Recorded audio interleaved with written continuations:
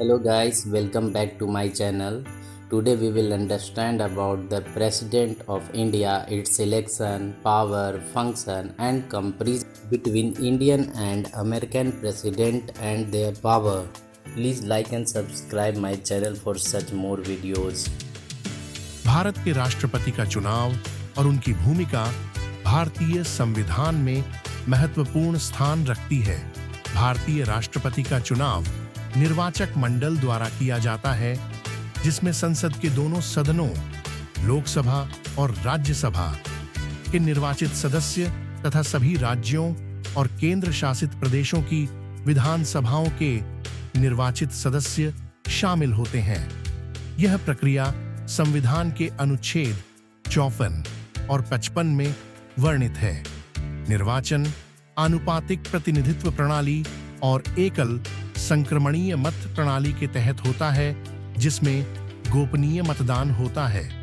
निर्वाचक मंडल में सांसदों और विधायकों के मतों का मूल्य अलग-अलग होता है, जो राज्य की जनसंख्या और विधानसभा सीटों की संख्या पर आधारित होता है। इस प्रणाली का उद्देश्य राज्यों और केंद्र के बीच संतुलन बनाए रखना है। भारतीय राष्ट्रपति को निम्नलिखित प्रमुख शक्तियां प्राप्त हैं। 1. कार्यकारी शक्ति। राष्ट्रपति मंत्रिपरिषद की सलाह पर कार्य करते हैं। वे प्रधानमंत्री, मंत्रियों, राज्यपालों और उच्च पदाधिकारियों की नियुक्ति करते हैं। 2. विधायी शक्ति। वे संसद सत्र बुलाने, स्थगित करने और लोकसभा भंग करने का अधिकार रखते हैं। वे विधेयकों पर हस्ताक्षर करते हैं और यदि संसद सत्र में नहीं है तो अध्यादेश जारी कर सकते हैं। 3. न्यायिक शक्ति। अनुच्छेद 72 के तहत राष्ट्रपति दया याचिका पर निर्णय लेते हुए मृत्युदंड को कम या समाप्त कर सकते हैं। 4. आपातकालीन शक्ति। वे राष्ट्रीय आपातकाल अनुच्छेद 352, राज्य आपातकाल अनुच्छेद 336 और वित्तीय आपातकाल अनुच्छेद 360 घोषित कर सकते हैं। राष्ट्रपति को अक्सर रबर स्टैंप कहा जाता है, क्योंकि वे अधिकांश मामलों में प्रधानमंत्री और मंत्रिपरिषद की सलाह पर कार्य करते हैं। अनुच्छेद 54। लेकिन यह पूरी तरह सही नहीं है।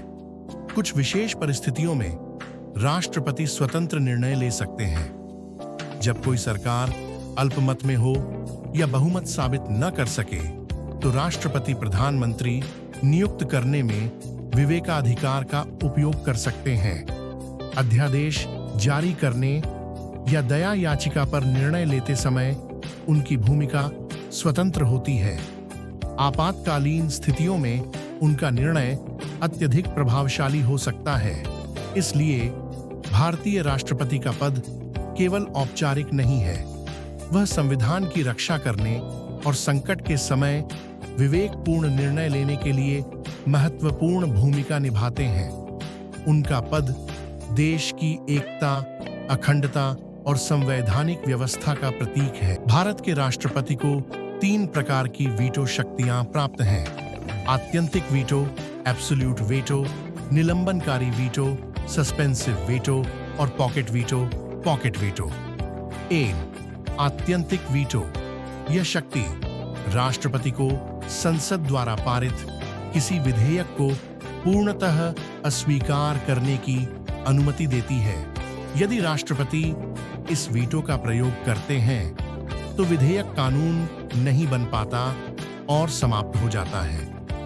इसका उपयोग तब होता है जब विधेयक एक निजी सदस्य द्वारा प्रस्तुत किया गया हो या जब मंत्रिमंडल बदल जाए और नया मंत्रिमंडल विधेयक को समर्थन न दे। 2. निलंबनकारी वीटो। राष्ट्रपति किसी साधारण विधेयक को पुनर्विचार के लिए संसद को लौटा सकते हैं। हालांकि यदि संसद इसे बिना संशोधन के पुनः पारित कर देती है, तो राष्ट्रपति को इसे स्वीकार करना पड़ता है। यह धन विधेयकों पर लागू नहीं होता। 3. Pocket veto. भारतीय संविधान राष्ट्रपति को किसी विधेयक पर निर्णय लेने के लिए कोई समय सीमा नहीं देता। इसलिए राष्ट्रपति विधेयक पर अनिश्चित काल तक कोई कार्रवाई नहीं कर सकते। इस शक्ति का उपयोग ज्ञानी जैल सिंह ने 1986 में किया था। अमेरिकी राष्ट्रपति की तुलना में भारतीय राष्ट्रपति की वीटो शक्तियां सीमित हैं। अमेरिकी राष्ट्रपति के पास क्वालिफाइड वीटो भी होता है, जिसमें वह विधेयक को संशोधन के लिए वापस भेज सकते हैं। यदि अमेरिकी कांग्रेस इसे विशेष बहुमत से पुनः पारित करती है तो राष्ट्रपति का वीटो निरस्त हो जाता है। इसके अलावा अमेरिकी राष्ट्रपति पॉकेट वीटो का उपयोग केवल तब कर सकते हैं जब कांग्रेस सत्र में न हो, जबकि भारतीय राष्ट्रपति इसे बिना समय सीमा के उपयोग कर सकते हैं। भारत और अमेरिका के राष्ट्रपतियों के बीच कई महत्वपूर्ण अंतर हैं, जो उनकी संवैधानिक भूमिकाओं, शक्तियों, चुनाव प्रक्रिया और कार्यप्रणाली में स्पष्ट रूप से देखे जा सकते हैं। भारतीय राष्ट्रपति का चुनाव अप्रत्यक्ष प्रणाली से होता है। इसमें निर्वाचक मंडल इलेक्टोरल कॉलेज शामिल होता है, जिसमें संसद और राज्य विधानसभाओं के निर्वाचित सदस्य भाग लेते हैं। यह प्रक्रिया संविधान के अनुच्छेद 54 और 55 में वर्णित है। अमेरिकी राष्ट्रपति का चुनाव प्रत्यक्ष प्रणाली से होता है। नागरिक अपने मत निर्वाचकों को देते हैं, जो बाद में इलेक्टोरल कॉलेज के माध्यम से राष्ट्रपति का चुनाव करते हैं। यह प्रक्रिया अधिक जटिल है और राज्यों की जनसंख्या पर आधारित होती है। भारतीय राष्ट्रपति का कार्यकाल 5 वर्षों का होता है और वे कितनी भी बार चुने जा सकते हैं। अमेरिकी राष्ट्रपति का कार्यकाल 4 वर्षों का होता है, लेकिन वे अधिकतम 2 बार कुल 8 साल ही इस पद पर रह सकते हैं। भारतीय राष्ट्रपति के पास सीमित शक्तियां होती हैं। वे प्रधानमंत्री और मंत्रिपरिषद की सलाह पर कार्य करते हैं। अनुच्छेद 74। उनकी भूमिका मुख्यतः औपचारिक होती है।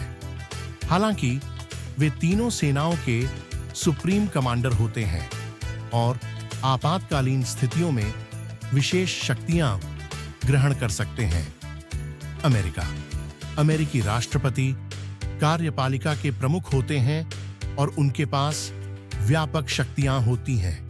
वे कानून पारित करने, वीटो लगाने, विदेश नीति तय करने और सेना का संचालन करने में स्वतंत्र होते हैं। वे देश के मुखिया और सरकार दोनों के प्रमुख होते हैं। भारतीय राष्ट्रपति को महाभियोग द्वारा हटाया जा सकता है, जिसके लिए संसद के दोनों सदनों में 2/3 बहुमत आवश्यक होता है। अमेरिकी राष्ट्रपति को महाभियोग के तहत हटाने की प्रक्रिया अधिक जटिल है। उन पर गंभीर अपराधों जैसे देशद्रोह या भ्रष्टाचार के आरोप लगने चाहिए। इसके अलावा कैबिनेट भी 25वें संशोधन के तहत उन्हें अयोग्य घोषित कर सकती है। भारतीय राष्ट्रपति केंद्रीय कैबिनेट की सलाह पर कार्य करते हैं और स्वतंत्र निर्णय लेने की सीमित क्षमता रखते हैं।